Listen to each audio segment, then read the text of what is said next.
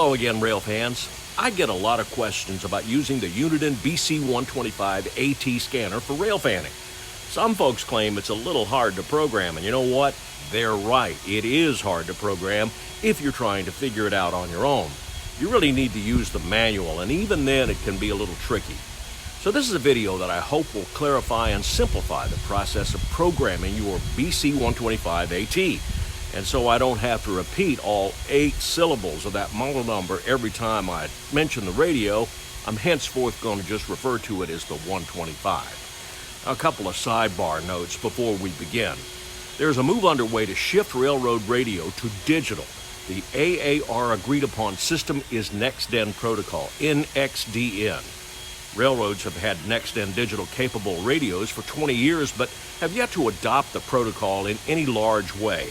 I know of only one railroad in the East that switched to NextDen for mainline use as of March 2024, and that's the Florida East Coast Railway.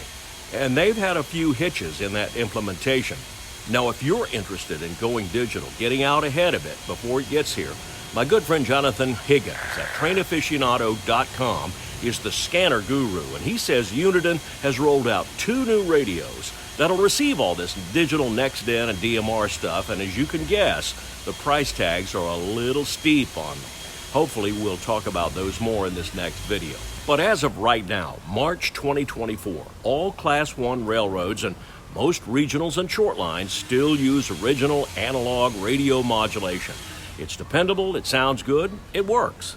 The Uniden 125 scanner will receive that analog railroad radio very well, and at $120, it's still one of the best values for getting a basic but feature-loaded railroad scanner. So today, we're going to learn how to program frequencies and start using this guy. To get started, Google search AAR frequencies. This will take you to a myriad of sites that will have this list. RadioReference.com is one of the best, but there's also DPD Productions, equally good. My favorite, though, is colon.com for this list. He's got a PNG of the original AAR list, and that's exactly what you need. Make sure you're using the original 97-channel AAR band plan. If you're using anything else, you're going to get into that splintered group of channels, and that's going to get you a little bit into the high grass. You don't need any of that stuff today, so don't bother with any of it when programming the 125. Check out my Facebook page, Railfan Danny. Now, in the featured section, I have a PNG photo of the 97-channel AAR list that you'll need. It's the colon list, which, as said before, is my favorite. And you can use that today, but if you're going to do that, I would print it out rather than use your phone. Probably be easier to handle. Now, make sure you've got a fresh set of batteries in your scanner. Programming this beast could take an hour or more, and it would be a tragedy if you got halfway through programming and everything went dead on you. I guess you could use a USB power supply on the jack on the side. I've never done that, but I'm sure it works just fine. So let's get going. First, turn on your scanner and let it go through the boot up process. Now, I recommend starting on Bank 1, Channel 1 in order to make frequency organization and identification easier. If it starts out in scanning mode, press hold to take the radio out of the scan mode. If it's already in hold mode, you can start programming from right there. Using the top knob, select channel number 1. The display will read Bank 1-1. That indicates we're in Bank 1, Channel 1. That's where we want to start. Enter the frequency 159.910. Now, this is not an official AAR frequency, but we need a placeholder for our Channel 1 slot. I do not know why the AAR does not have a Channel 1. Then hit Program E. The display will ask if you want to save it. You hit Program E again to confirm it and save the frequency. Now, this will send you to the scroll menu. So you don't need any of this yet, so hit .clear to move back to the channel screen. Okay, now's a good time to check and make sure you're programming narrowband channels. If you are, the display should read NFM below the channel frequency line. This radio defaults to auto in the modulation menu, so you shouldn't have to worry. If it says something else, I'll show you how to change it in just a minute.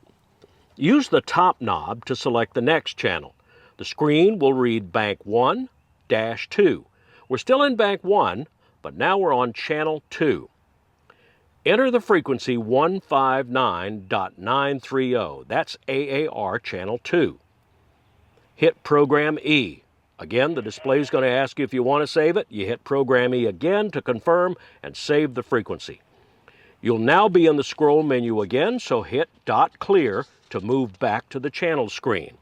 Okay, you've successfully entered your first 2 channels. Use the top knob to select the next channel.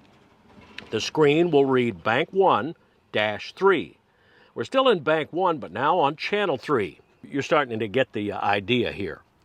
Enter the frequency 160.025. Hit Program E once, and again to confirm and save. Now you're on your way. Now repeat this until you get each AAR channel entered into the scanner. I hope you've carved out about an hour for this. We got 97 channels to put in. It's a little tedious, but you should only have to do this one time. The reason we're going through this in this manner is, 1, to give us the ability to scan all 97 AAR channels at one time. If you're rail fanning a line and don't know what the frequency the railroad uses is, scanning all 97 channels will help you zero that in. Now, as you enter all these frequencies, you're going to fill up that first 50 channel bank, which is just fine. On channel 51, the radio will automatically move over to bank 2, and you just keep on entering frequencies until you get to channel 97, and then you'll be finished. Now, occasionally you may enter a frequency you've already put in. It happens to me all the time. The BC125AT will catch your mistake and say, frequency exists, and give you the option of keeping it on this channel or deleting it by pressing the Dot Clear key. Periodically, you'll want to check your programmed frequencies against the paper list as you go along to make sure your frequencies and channel numbers agree. Here are some other setup items you should know. Pressing Function, then Program E, will put the radio into the scroll menu. This is how you access functions like Edit Tag if you want to customize the name of your channel. I tag the local road channels I use. The Set CTC SS function will not apply to most railroads. These are privacy and access tones that limit what a radio will hear to only transmissions that send those tones. I don't ever use it. There's also a Set Modulation. Click the top knob to enter this menu. This gives you the options of wideband FM, narrowband FM, AM, or auto. I think it comes out of the factory set for auto. If it isn't, turn the top knob until it says NFM, which is narrowband FM. That's what most two-way systems use today. But it's best just to leave the radio in auto, allowing it to automatically select the modulation mode. Click the top knob again to exit this menu. Set priority can be really useful. If you want to check a particular channel more often than the scan rate does, the 125 will check your selected channel every 2 seconds with priority on. To use priority, start from the scan mode and hit the hold button. Now use the top knob to select your priority channel. When you're on the channel you want, enter the scroll menu mode by hitting Function, then Program E. Turn the top knob until it highlights priority. Click the top knob to enter the priority mode. Turn the top knob until the display reads Priority On. Then click the top knob again to set it. Hit Dot Clear to exit the scroll menu, and you should be on the channel screen you selected for priority. To the left of the NFM on the screen, there should be a P in a box. This indicates that this channel is your priority scan channel. Now, personally, I don't like priority scan because I've found whenever I've used it, I'll be listening out for something on a channel that's not my priority channel, and right in the middle of the first transmission, the scanner checks the priority channel and someone will key up there yakking endlessly about something that I don't care about. I would just rather take it out of scan and lock it on the channel I want to listen to right then. So I leave priority off. Now, this said, there is a function on this radio called Priority Scan with Do Not Disturb.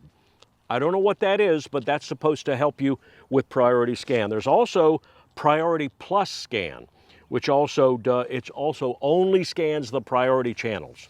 So those could be good. I don't know. I've never used them. Now here's one more setting you need to know about. From the hold mode, press function, then click the top knob to enter squelch mode. Turn the knob counterclockwise until you hear the noise. Then start turning it back the other way, clicking up until the noise stops. This is where many first-time radio users make a mistake. Setting your squelch too high will keep it from picking up distant or weak signals that you want to hear. Set that squelch only as high as you need to silence that noise, plus one more click. On my radio, that's number 3. It may differ depending on your area and the interference. Click the top knob to exit the squelch mode. Now, the reason I recommend keeping the radio channel numbers and the AAR frequency numbers consistent with what's on the paper list is you'll often hear crews tell one another, "Hey, go to another channel. Hey, George, let's switch up to channel 50. Okay, Tom?" You can hit hold and then using the knob, scroll quickly to your channel 50. And if you correctly programmed in 160.860, you'll hear George and Tom's conversation on channel 50. Okay, you're now ready to use your BC125AT scanner. Hit the scan button and you'll be scanning all 97 AAR channels. Make sure the bank indicator at the bottom, the one that's B and K, shows a 1 and a 2. And you'll know you're scanning both banks, 1 and 2. If not, while in the scan mode, press the 1 or 2 to engage those banks. Make sure you got a 1 and a 2 showing. You can do this programming much faster by using a USB cable to connect a Windows PC computer. Download the programming software at Uniden.com, and a lot of these programming chores will be much easier. I'll cover that in one of the next videos I do on the BC125AT. Now, don't rely on me to learn more about the BC125AT. Keep that instruction manual and use it. The manual can help you get out of trouble, especially in the field. Now, hit that like button if you like this video, subscribe to the channel if you haven't already done that, and carve out some time, please, on your calendar real soon when we can meet up again somewhere out here on the high iron. Until then, this is Danny Harmon, out.